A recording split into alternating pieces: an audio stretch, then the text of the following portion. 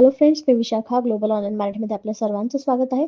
आजच्या सेशनमध्ये आपल्याला पुण्यश्लोक अहिल्यादेवी होळकर सोलापूर युनिव्हर्सिटीच्या PhD एंट्रन्स टेस्टसाठी रिसर्च मेथॉलॉजी आपल्याला प्रिपेअर करायचं आहे. MCQ प्रॅक्टिस थ्रू आपण हा पार्ट प्रिपेअर करणार आहोत, ह्याचं आपलं 15वं लेक्चर आहे. So let's start to this session. सेशनला सुरुवात करण्या अगोदर सगळ्या स्टुडंटसाठी एक इम्पॉर्टंट सूचना अशी आहे की जे स्टुडंट्स या एक्झामसाठी प्रिपेअर करतात त्यांच्यासाठी स्पेशल रिसर्च मेथॉलॉजीसाठी आम्ही एक फुल कोर्स घेऊन आलो. जसं की आपल्याला माहिती आहे, या एक्झाममध्ये रिसर्च मेथॉलॉजीचा पार्ट जो आहे तो तुम्हाला मॅक्झिमम स्कोर मिळवून देऊन तुम्ही एक्झाम क्रॅक करू शकता. अशा पद्धतीने रिसर्च मेथॉलॉजी तुमचं इथं प्रिपेअर करून घेतलं जाईल. या फुल कोर्समध्ये आम्ही तुम्हाला देणार आहोत संपूर्ण अभ्यासक्रम, मॉक टेस्ट, संपूर्ण अभ्यासक्रम notes, video lectures plus daily live lectures, 1500 plus MCQ PDF, ज्याची फीस आहे 899. आणि जॉईन करण्यासाठी इकडे दिलेल्या व्हॉट्सअप नंबरवरती मेसेज करून तुम्ही लगेचच कोर्सला जॉईन होऊ शकता. जसं की आपल्याला माहिती आहे 15 मे मध्ये आपली ही एक्झाम होणार आहे, तर तोपर्यंत तुमचं रिसर्च मेथॉलॉजीचा बेस पक्का होण्यासाठी हा कोर्स तुम्हाला नक्कीच मदत करेल. So let's start with the session. Research methodology मध्ये युनिट 4 मध्ये आपल्याला काय आहे याच्या सिलेबस मध्ये आपल्याला तर ते बघतोय आपण. युनिट 4 मध्ये आहे हायपोथेसिस डेफिनेशन, म्हणजे हायपोथेसिसची व्याख्या किंवा हायपोथेसिस म्हणजे काय नेमकं हे सांगायचं आहे. Characteristics of good hypothesis and sources of hypothesis, types of hypothesis, ज्याचा आपण आपल्या MCQs थ्रू आपण ह्या कन्सेप्ट क्लिअर करणार आहोत.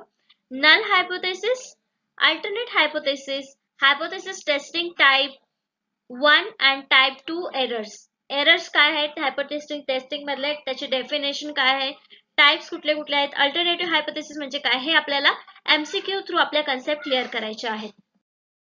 सुरू करूया आपण आजच्या प्रश्नांना. पहिला प्रश्न आहे आपला, a statement made about a population for testing purpose is called. चाचणीच्या उद्देशाने लोकसंख्येबद्दल केलेल्या विधानाला काय म्हणतात.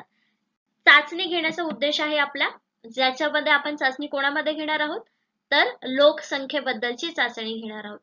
तर त्या चाचणीला काय म्हणणार आहोत आपण. इथे दोन वर्ड लक्षात ठेवायचे आहेत की पॉप्युलेशन आणि पर्पज इज टेस्टिंग. हे दोन वर्ड्स जे आहेत ते आपल्याला काय सांगत आहेत किंवा त्याचा आन्सर जे मिळणार आहे आपल्याला ते हे आपल्याला लक्षात ठेवायचं आहे.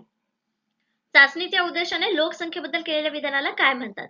तर ऑप्शन्स आहेत statistics, hypothesis, level of significance, test statistics.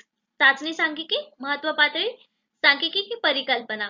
परिकल्पना म्हणजेच गृहीतक आपण म्हणू शकतो. काय म्हणू शकतो, गृहीतक.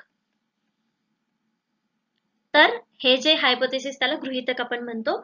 तर याचं करेक्ट आन्सर आहे बी, हायपोथेसिस परिकल्पना. जे स्टेटमेंट आपण करतो पॉप्युलेशनच्या बदल्यात, म्हणजे लोकसंख्येबद्दल जे आपण वाक्य तयार करतो किंवा स्टेटमेंट तयार करतो, विधान तयार करतो टेस्टिंगच्या पर्पजसाठी, त्याला काय म्हणतात, हायपोथेसिस म्हणतात. तर हे दोन वर्ड्स जे मी राउंड केले होते ते कशासाठी केले होते की हायपोथेसिस हे कुठल्या दोन वर्ड्सची व्याख्या करतात, तर ते पॉप्युलेशन आणि टेस्टिंग पर्पज या दोन गोष्टींवरून हायपोथेसिस परिकल्पना हे स्टेटमेंट जे आहे ते आपण करतो. तर हायपोथेसिस बी ऑप्शन करेक्ट आपल्याला मिळालं होतं. मग आता त्याचं व्याख्या काय किंवा नेमका अर्थ काय आपण समजून घेऊया. Research hypothesis is a statement of expectation or prediction. काय म्हटलेलं इथे आपल्याला, एक तर म्हटलेलं आहे की एक्सपेक्टेशन किंवा दुसरं म्हटलेलं आहे प्रिडिक्शन आहे. कशाचा, that will be tested by research. Research करताना आपण एक स्टेटमेंट घेतो किंवा एक वाक्य विधान घेतो ज्याच्यामध्ये आपल्याला काय करायचं असतं, प्रिडिक्शन करायचं असतं आणि ते टेस्ट केले जाणार असेल रिसर्च मध्ये, त्याला आपण हायपोथेसिस म्हणणार आहोत. Before formulating your research hypothesis, read about the topic of interest to you. In your hypothesis, you are predicting the relationship between variables. तर त्यांनी काय सांगितलेलं आहे, जेव्हा पण आपण रिसर्च तयार करतोय, जी रिसर्च हायपोथेसिस तयार करतोय, तेव्हा आपल्या विषयाबद्दल जो आपण टॉपिक निवडलेला आहे, ज्या विषयामध्ये आपल्याला इंटरेस्ट आहे, ज्याच्यामध्ये आपण रिसर्च करणार आहोत, त्याबद्दल तुम्हाला फुल माहिती पाहिजे. म्हणजे चांगला विषय तो आपण वाचून काढलेला पाहिजे, त्याबद्दल आपल्याला भरपूर माहिती मिळालेली पाहिजे आणि मग त्याच्यावरती आपण हायपोथेसिस मांडू शकतो, ते स्टेटमेंट मांडू शकतो जे रिसर्च मध्ये टेस्ट होणार आहे. In hypothesis you are predicting the relationship between variables. तर हायपोथेसिस मध्ये नेमकं आपण काय मांडणार आहोत, तर प्रिडिक्शन कशाचा, predicting the relationship between variables, म्हणजे व्हेरिएबल्स जे आहेत त्याचं रिलेशनशिप. तर याचं प्रिडिक्शन आपल्याला हायपोथेसिस मध्ये मांडायचं असतं. तर आपल्याला समजलं हायपोथेसिस म्हणजे काय, व्हेरिएबल्सचं रिलेशनशिप आपल्याला प्रिडिक्ट करायचं असतं हायपोथेसिस मध्ये, तर हायपोथेसिस म्हणू शकतो. आणि दुसऱ्या साइडनी स्टेटमेंट असतं ज्याच्यामध्ये आपण एक्सपेक्टेशन आणि प्रिडिक्शन करतो, जे आपल्याला रिसर्च मध्ये टेस्ट करायचं आहे, त्याला आपण हायपोथेसिस असं म्हणतो. नेक्स्ट क्वेश्चन आहे सेकंड नंबरचा. If the assumed hypothesis is tested for the rejection considering it to be true is called. आता काय प्रश्न विचारलाय, जर गृहीतकाला नकारण्यासाठी चाचणी केली गेली तर ती खरी असल्याचे म्हटले जाते, तर त्याला काय म्हटलं जाते हे आपल्याला सांगायचं आहे. म्हणजे जे हायपोथेसिस आपण मांडलेलं आहे ते टेस्टेड म्हणजे रिजेक्शन करायचं आहे, त्याचं तो आपल्याला घ्यायचं नाहीये, नाकारायचं आहे त्याला, पण ती खरी आहे. मग त्यावेळेस त्याला कोणता हायपोथेसिस म्हणतात हे आपल्याला सांगायचं आहे. ऑप्शन्स दिलेले आहेत आपल्याला. नल हायपोथेसिस, सेकंड आहे statistical hypothesis, simple hypothesis and composite hypothesis. हे सगळे हायपोथेसिसचे प्रकार आहेत जे आपल्याला एक एक करून समजून घ्यायचे आहेत. पण याचं करेक्ट आन्सर जे आहे ते आहे नल हायपोथेसिस. काय आन्सर आहे, नल हायपोथेसिस. शून्य परिकल्पना ज्याला आपण म्हणतो, झिरो हायपोथेसिस, नल हायपोथेसिस, शून्य गृहीतक असं देखील आपण त्याला म्हणू शकतो. तर हे कधी होतं, जेव्हा हायपोथेसिस हे रिजेक्शन साठी कन्सिडर केलं जातं पण ते खरं असतं त्यावेळेला. तर करेक्ट आन्सर आपल्याला मिळाला की नल हायपोथेसिस त्याचं करेक्ट आन्सर आहे, त्याला नल हायपोथेसिस म्हणतात. पण नल हायपोथेसिस नेमकं काय? The null hypothesis is a typical statistical theory. It's a typical statistical theory which suggests that no statistical relation and significance exists in a set of given single observed variables. तर आपण काय करतो, hypothesis म्हणजे variables मधला relationship predict करत असतो. आणि null hypothesis मध्ये आपल्याला काय करायचंय की स्टॅटिस्टिकल रिलेशनशिप नाहीये दोघांमध्येच कोणता, जो आपल्याला सेट ऑब्झर्वेशन साठी आपण निवडलेला आहे व्हेरिएबल्स तसे, त्यामध्ये कुठलेही स्टॅटिस्टिकल सांख्यिकी रिलेशनशिप नाही, त्याला आपण नल हायपोथेसिस असं म्हणू शकतो.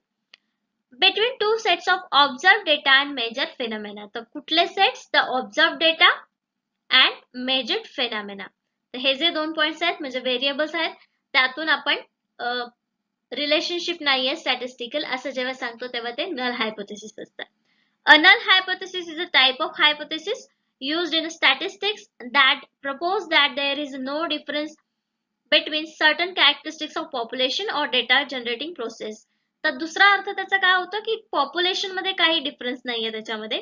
For example, a gambler may be interested in weather a game of chance in a fair is fair.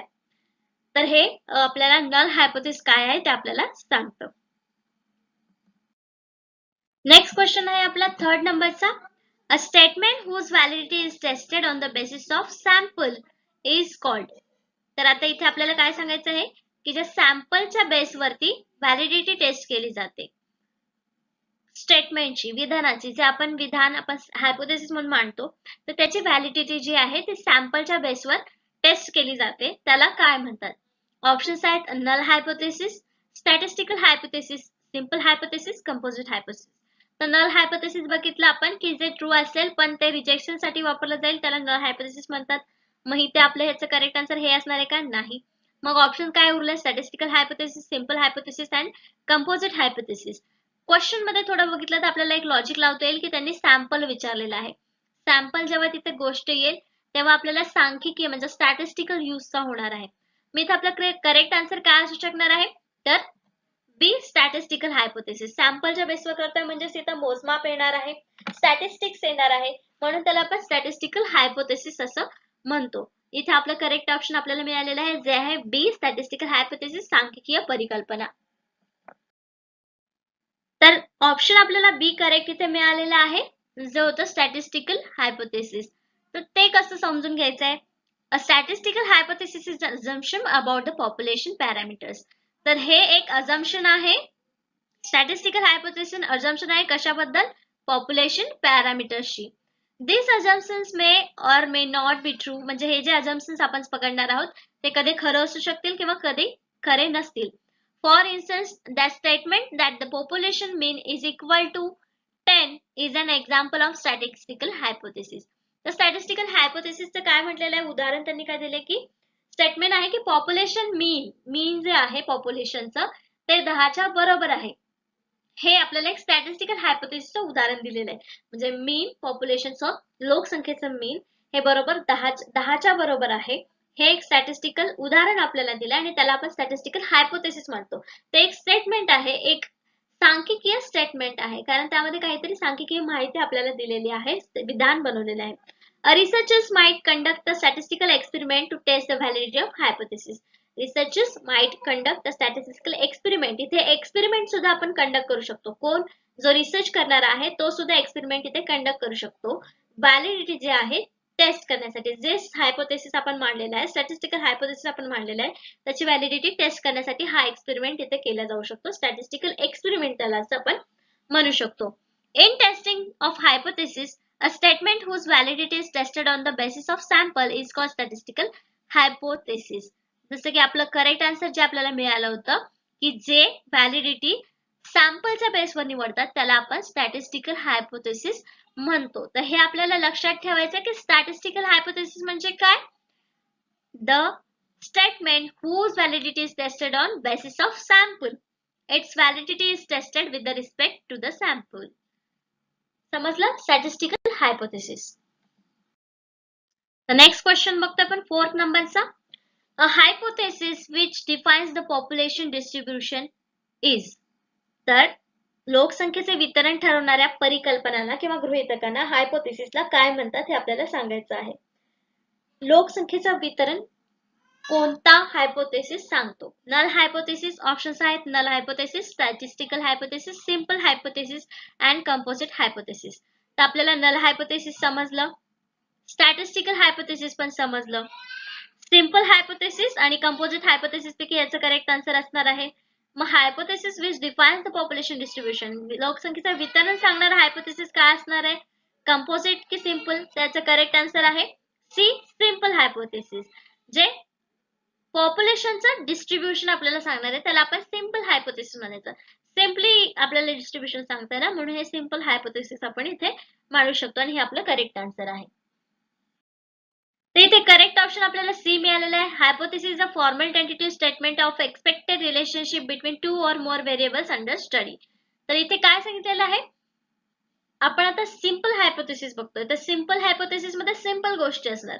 त्यांनी काय सांगितलेलं आहे, formal tentative statement of expected relationship between 2 or more variables. 2 किंवा 2 पेक्षा अधिक व्हेरिएबल्स मधलं हे रिलेशनशिप सांगणारा स्टडी किंवा अभ्यास असणार आहे. Simple hypothesis, simple hypothesis that one in which there exists relationship between two variables. One is called independent variable cause and the other is dependent variable effect. The cause and effect चा अभ्यास याच्यामध्ये केलेला असेल. इथे दोन आपल्याला variable सांगितले, एक इंडिपेंडंट आणि दुसरं डिपेंडंट व्हेरिएबल. जे इंडिपेंडंट व्हेरिएबल आहे ते कॉज दाखवते आणि दुसरं डिपेंडंट व्हेरिएबल आहे ते आपल्याला इफेक्ट दाखवते. म्हणजे इफेक्ट किंवा कॉस्टच्या बदल्यात आपण इंडिपेंडंट किंवा डिपेंडंट व्हेरिएबल्स हे दोन वर्ड देखील आपण इथे वापरू शकतो. आपण हायपोथेसिस करताना सिंपल हायपोथेसिस करताना तर हे या दोन व्हेरिएबल्स मधलं रिलेशनशिप दाखवत असतं simple hypothesis. Simple hypothesis are one which gives probabilities to the potential observation.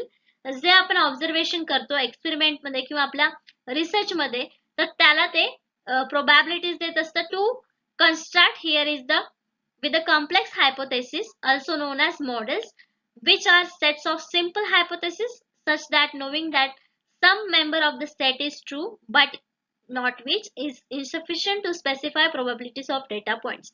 त्याच्यामध्ये डेटाच्या प्रोबॅबिलिटीज आहेत, संभाव्यता आहेत, ते सुद्धा याच्यामध्ये मांडले जाऊ शकतात सिंपल हायपोथेसिस मध्ये. A hypothesis which defines the population distribution is called sample hypothesis. It specifies all parameters values. तर लास्टला आपली जी डेफिनेशन आहे डिस्ट्रीब्युशन सिंपल हायपोथेसिसची ती ही आहे, a hypothesis which define the population distribution is called a simple hypothesis. तर सिंपल हायपोथेसिस काय आहे आपण बघत होतो आणि त्याची सिंपल डेफिनेशन इथे आपल्याला मिळालेली आहे. आणि त्याच्यामध्ये काय काय येऊ शकतात, तर dependent, independent variables, cause and effect या सगळ्याचा अभ्यास, शिवाय प्रोबॅबिलिटीज ऑफ डेटा पॉइंट्स हे सगळे याच्यामध्ये येणार आहे सिंपल हायपोथेसिस मध्ये. नेक्स्ट क्वेश्चन बघतोय 5th नंबरचा. If the null hypothesis is false, if the null hypothesis is false, then which of the following is accepted? जर शून्य परिकल्पना चुकीची असेल तर खालीलपैकी कोणता स्वीकारला जातो? तर एक आपण बघितलं होतं की जे हायपोथेसिस आहे ट्रू आहे पण रिजेक्ट केल्यासाठी टेस्ट केलेलं आहे, तर ते होतं नल हायपोथेसिस. इथे आपल्याला प्रश्न विचारलाय नल हायपोथेसिस जर चुकीचा असेल तर तिथं कुठली परिकल्पना वापरली जाऊ शकते? ऑप्शन्स आहेत नल हायपोथेसिस. मग ही नल हायपोथेसिसचा प्रश्न आहे तर तिथं त्याचा करेक्ट आन्सर नल हायपोथेसिस असेल का? नाही. पॉझिटिव्ह हायपोथेसिस ऑफकोर्स नाही, फॉल्स असणार आहे. जे काय दिलेलं आहे ते परिकल्पना चुकीची दिलेली आहे, फॉल्स आहे, म्हणजे हे पण नसणार आहे. निगेटिव्ह हायपोथेसिस असू शकतं का? नाही, कारण तिथे निगेटिव्ह ऑलरेडी दिलेलं आहे की फॉल्स स्टेटमेंट आहे आणि ते कुठल्या एक्सेप्ट केलं जाणार असं विचारलंय, म्हणजे निगेटिव्ह हायपोथेसिस देखील तिथे नसणार आहे. मग अल्टरनेटिव्ह हायपोथेसिस पर्यायी परिकल्पना, तर हो, जेव्हा नल हायपोथेसिस चुकीचं असेल तेव्हा तिथे आपल्याला अल्टरनेटिव्ह हायपोथेसिस म्हणजे पर्यायी परिकल्पना, पर्यायी गृहीतक ते वापरावं लागतं. मग आपल्या इथे करेक्ट आन्सर काय येणार आहे? D, alternative hypothesis. आपला ऑप्शन करेक्ट डी आलं होतं. And alternative hypothesis is one which difference or an effect between two or more variables is anticipated by the researchers. त्याच्यामध्ये देखील दोन व्हेरिएबल्स मध्ये डिफरन्स केलेला असतो रिसर्चर्स द्वारे. अल्टरनेटिव्ह हायपोथेसिस त्याला आपण म्हणू शकतो. म्हणजे एक जर गृहीतक आपलं चुकलं असेल, नल हायपोथेसिस असेल आणि जर ते गृहीतक चुकीचं असेल, आपल्याला ते घ्यायचं नसेल, तर आपल्याला तिथे अल्टरनेटिव्ह हायपोथेसिस यूज करावं लागतं. That is, the observed pattern of data is not due to the chance of occurrence. Alternative hypothesis can be non-directional or directional. तर अल्टरनेटिव्ह हायपोथेसिस म्हणजे आपण एका दुसऱ्या हायपोथेसिसच्या बदल्यात आपण हे वापरणार आहे, म्हणजे ते कदाचित नॉन डायरेक्शनल असू शकतं किंवा डायरेक्शनल असू शकतं, म्हणजे चांगले असू शकतं किंवा वेगळं वळण देणारही असू शकतं. If the null hypothesis falls, then alternative hypothesis is accepted. It is also called as research hypothesis. तर इथे आपल्याला अजून एक नवीन गोष्ट कळली की त्याला आपण रिसर्च हायपोथेसिस सुद्धा म्हणू शकतो. अल्टरनेटिव्ह हायपोथेसिसला रिसर्च हायपोथेसिस देखील म्हणतात. आणि लास्टला आपल्याला अल्टरनेटिव्ह हायपोथेसिसची व्याख्या दिलेली आहे, जे आपल्याला क्वेश्चन मधूनच मिळाली. ते if the null hypothesis is false, then alternative hypothesis is accepted. Next question बघतो आपण 6 नंबरचा. The rejection probability of null hypothesis when it is true is called. शून्य गृहीतकेची नकार संभाव्यता जेव्हा सत्य असते तेव्हा त्याला काय म्हणतात? म्हणजे जेव्हा आपण एखादी हायपोथेसिस नल हायपोथेसिस निवडले तर रिजेक्ट करणार असतो आपण नल हायपोथेसिस, तर त्याची प्रोबॅबिलिटी जेव्हा जास्त असते, rejection probability of null hypothesis when it is true is called, त्याला काय म्हणतात?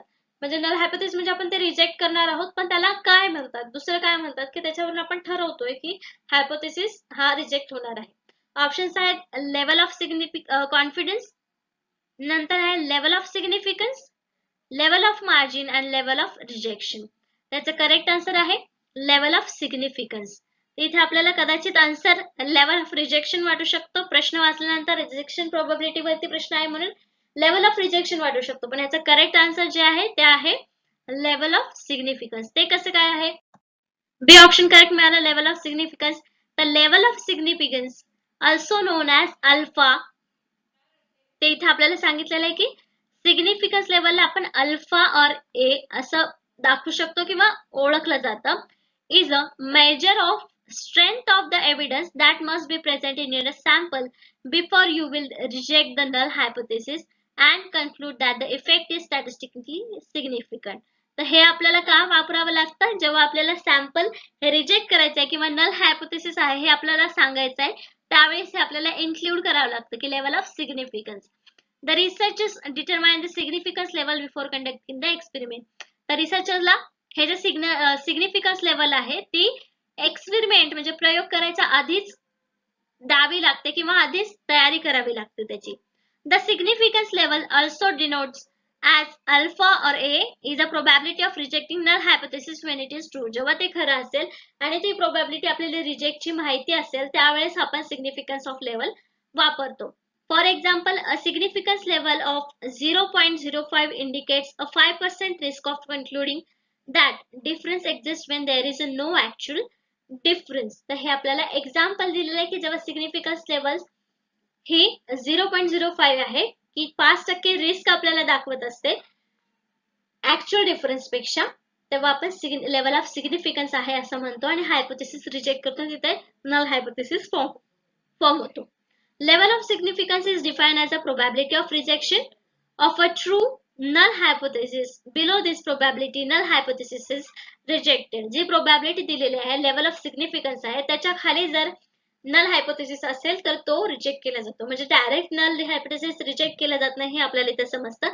जेव्हा लेवल ऑफ सिग्निफिकन्स मध्ये प्रोबॅबिलिटी त्याची असते, त्याच्यावरून मग तो नल हायपोथेसिस रिजेक्ट करायचा आहे की काय करायचं आहे हे त्याच्यावरून ठरवलं जातं. तर लेवल ऑफ सिग्निफिकन्स आपल्याला नल हायपोथेसिसच्या रिजेक्शनची माहिती देत असतो.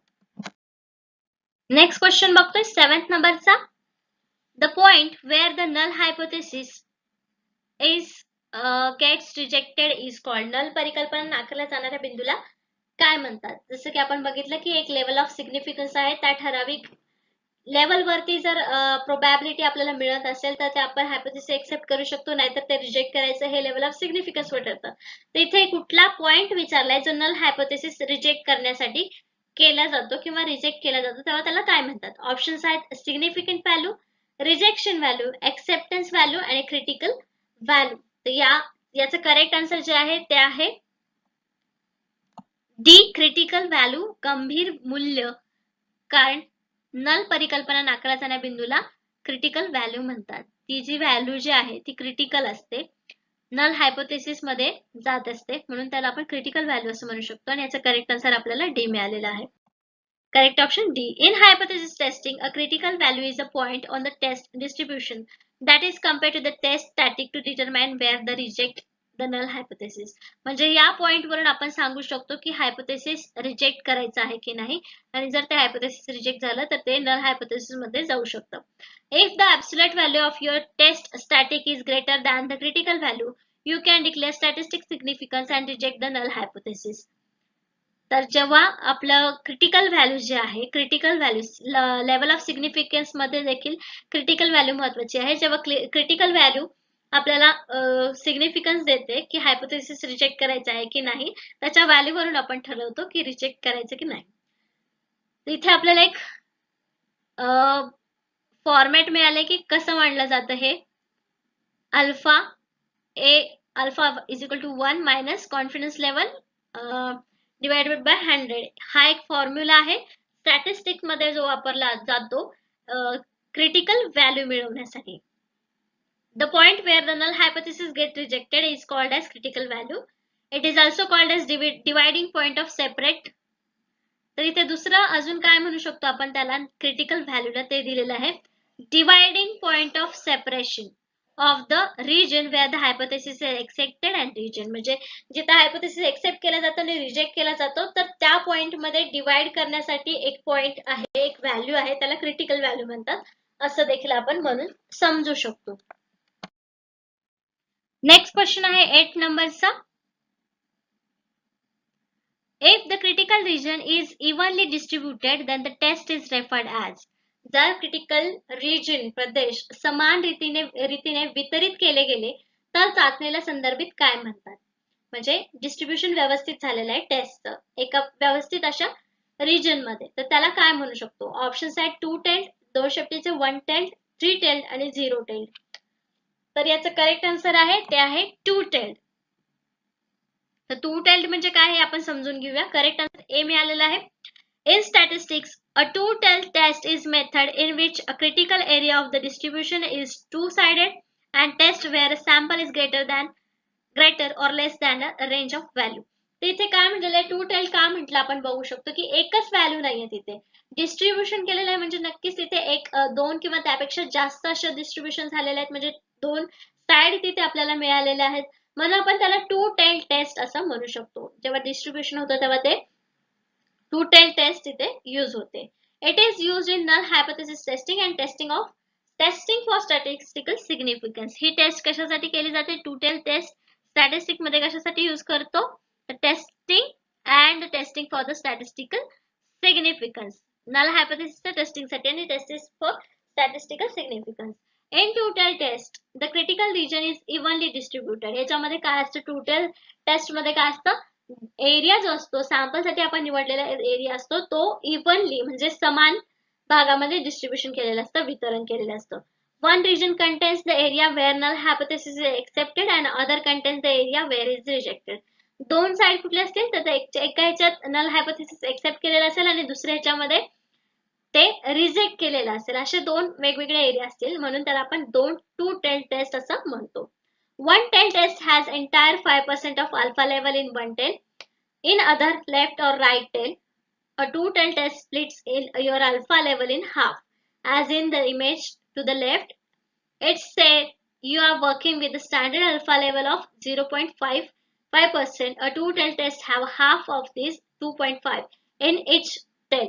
तर इथे काय सांगितलेलं उदाहरण दिलंय की 5% एक सॅम्पल आपण निवडलेलं आहे ज्याच्यामध्ये 5% हे वन टेल असणार आहे आणि जर त्याचं 2.5 केलं तर ते टू टेल असणार. 2.5 प्लस 2.5 इज इक्वल टू 5. असं जे एक्झाम्पल दिलेलं आहे त्यांनी त्याला टू टेल आणि वन टेल असं आपण समजून घेऊ शकतो. नेक्स्ट क्वेश्चन बघतो आपण 9th नंबरचा. The type of test is defined by which of the following. परीक्षेचा किंवा टेस्ट इथे चाचणी म्हणतोय आपण. चाचणीचा प्रकार खालीलपैकी कोणत्याद्वारे परिभाषित केला जातो. ऑप्शन्स आहेत null hypothesis, simple hypothesis, alternative hypothesis, composite hypothesis. इथे आपल्याला 4 ऑप्शन्स दिलेले आहेत त्यापैकी कुठलं करेक्ट आन्सर असणार आहे तर C alternative hypothesis. Alternative hypothesis म्हणजे काय बघितलं आपण की जिथे एक नल हायपोथेसिस आपण रिजेक्ट केला आहे तिथे दुसरा हायपोथेसिस आपल्याला मांडणं आहे किंवा घ्यायचं आहे, एक्सेप्ट करायचं आहे, तेव्हा तिथे ते अल्टरनेटिव्ह हायपोथेसिस पर्यायी गृहीतक तिथे आपण वापरतो. आणि त्याला आपण हे कसं कधी वापरतो आपण type of test is defined by which of the following.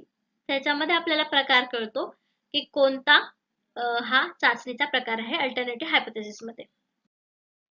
In statistical hypothesis testing alternative hypothesis is a position that states something is happening. A new theory is preferred instead of old one. Null hypothesis. तर alternative hypothesis मध्ये आपल्याला काय समजतं कारण तिथे already एक hypothesis null hypothesis आपण reject केलेलं असतं आणि त्याच्या ऐवजी आपण दुसरा हायपोथेसिस यूज करत असतो म्हणून तिथे आपल्याला नवीन टाइप कुठला आहे ते सांगायला आपल्याला सोपं जाऊ शकतं किंवा ओळखायला सोपं जाऊ शकतं. It is usually consistent with the research hypothesis because it is constructed with from literature review previous studies. हे कशामधून मिळतं आपल्याला हायपोथेसिस अल्टरनेटिव्ह हायपोथेसिस तर जे आपण लिटरेचर रिव्ह्यू केलेलं आहे. आपल्याला माहिती आहे लिटरेचर रिव्ह्यूचं महत्व काय आहे आणि कशासाठी आपण करतो त्याच्यावर आपण क्वेश्चन्स पण बघितलेले आहेत कशा प्रकारे येऊ शकतात. तर त्या स्टडीवरती आपण अल्टरनेटिव्ह हायपोथेसिस मांडत असतो आणि त्यामुळे त्याचा उपयोग आपल्याला इकडे होत असतो. The alternative hypothesis one of two mutually exclusive hypothesis in a hypothesis test. तर हायपोथेसिस मध्ये दोन म्युच्युअली एक्सक्लुसिव्ह हायपोथेसिस असतात ते. The alternative hypothesis state that population parameters does not equal or specify values. याच्यामध्ये काय असतात जे लोकसंख्येचे पॅरामीटर्स असतात ते इक्वल नसतात किंवा स्पेसिफिक व्हॅल्यू तिथे नसते. तर इथे आपल्याला त्यांनी एक एक्झाम्पल दिलेलं आहे. For example, can only test for difference that they are greater than 0. तर इथे HA hypothesis A greater than 0 जे दिलेलं आहे तिथे आपल्याला व्हॅल्यू दिलेली आहे स्पेसिफिक पॉप्युलेशनची जे अल्टरनेटिव्ह हायपोथेसिस साठी आपण वापरतो आपल्या रिसर्च मध्ये. नेक्स्ट क्वेश्चन आहे 10th नंबरचा. Which of the following is defined as a rule or formula to test the null hypothesis? आजचे जे आपण MCQs बघतोय ते पूर्णपणे हायपोथेसिस वरती आहेत आणि त्याच्यामध्ये मग alternative hypothesis, null hypothesis, simple hypothesis यावरती क्वेश्चन्स आलेले आहे आणि आपला हा 10वा प्रश्न आहे जो आहे की which of the following is defined as a rule for formula or test a null hypothesis. जे नल हायपोथेसिस मध्ये टेस्ट करण्यासाठी फॉर्म्युला किंवा रूल आहे त्याला काय म्हणतो असा आपला प्रश्न आहे. ऑप्शन्स आहेत test statics, population statics, various statistic and null statics. त्याचं करेक्ट आन्सर जे आहे ते आहे ए टेस्ट स्टॅटिक्स. तर काय आहे याचं करेक्ट आन्सर मी लवकर सांगण्याचं रिझन असं आहे की ही जी टर्म आहे ती नवीन आहे आपल्याला मागच्या क्वेश्चन मध्ये झाली नाहीये आणि ती आहे टेस्ट स्टॅटिस्टिक. ही चाचणी आपल्याला रूल किंवा फॉर्म्युले देते नल हायपोथेसिस टेस्ट करण्यासाठी. The test static is a number calculated from the statistical test of hypothesis. हे काय आहे नंबर कॅल्क्युलेट करण्यासाठी एक फॉर्म्युला आहे जे आपण स्टॅटिस्टिकल टेस्ट ऑफ हायपोथेसिस म्हणजे हायपोथेसिस मध्ये सांख्यिकीय डेटा चाचणी करण्यासाठी वापरले जाते. It shows how closely your observed data match the distribution accepted under the null hypothesis of the statistical test. तर याच्यामध्ये काय सांगितलेलं आहे, आपण कुठलाही डेटा व्हेरीफाय करताना किंवा त्याच्याबद्दल विश्लेषण करताना स्टॅटिस्टिकल टेस्ट आपण वेगवेगळ्या वापरत असतो. तर इथे जे डिस्ट्रीब्युशन दिलेलं आहे की आपण जे एक्सपेक्ट करत असतो त्याच्यामध्ये हे मांडत असतो आपण, आणि ते जे नंबरचं कॅल्क्युलेशन आपण ज्याच्यामध्ये करतो त्याला टेस्ट स्टॅटिस्टिक असं आपण म्हणतो. Test statistic provide a basis for the testing null hypothesis, म्हणजे इथे पण आपल्याला तेच सांगितलेलं आहे की बेस प्रोव्हाइड करतो नल हायपोथेसिस टेस्ट करण्यासाठी. A test static is a random variable that is calculated from simple data and used in a hypothesis test. याच्यामध्ये काय असतं की नॉर्मल व्हेरिएबल्स जे आहेत, रॅन्डम व्हेरिएबल्स जे आहेत ते कॅल्क्युलेट करण्यासाठी सिम्पल डेटा मधून हे आपण यूज करतो हायपोथेसिस टेस्ट करण्यासाठी, ज्याला आपण म्हणतो टेस्ट स्टॅटिस्टिक. ही एक टर्म आहे, ही आपल्याला लक्षात ठेवायची आहे. तर अशा प्रकारे आपले 10 MCQs 10 कन्सेप्ट हायपोथेसिस या युनिट वरच्या किंवा युनिट 4 मधल्या हायपोथेसिस या सब टॉपिक वरचे MCQs आपण घेतलेले आहेत. त्याचे कन्सेप्ट 10 आपण समजून घेतलेले आहेत. त्याचे वेगवेगळे टाइप्स कुठले कुठले आहेत, अल्टरनेटिव्ह हायपोथेसिस म्हणजे काय, त्याचा उपयोग कशासाठी होतो हे आपण आजच्या MCQs मध्ये बघितलेलं आहे. नेक्स्ट लेक्चर मध्ये हायपोथेसिस मधले एरर टाइप जे आहेत, टाइप फर्स्ट टाइप सेकंड याच्यावरती क्वेश्चन बघणार आहोत, किंवा गुड रिसर्चचे जे पॉइंट्स आहेत, कॅरेक्टरिस्टिक्स आहेत ते हायपोथेसिसचे ते आपण बघणार, त्याच्यावरती आपण MCQs बघणार आहोत. आजच्या सेशनसाठी धन्यवाद.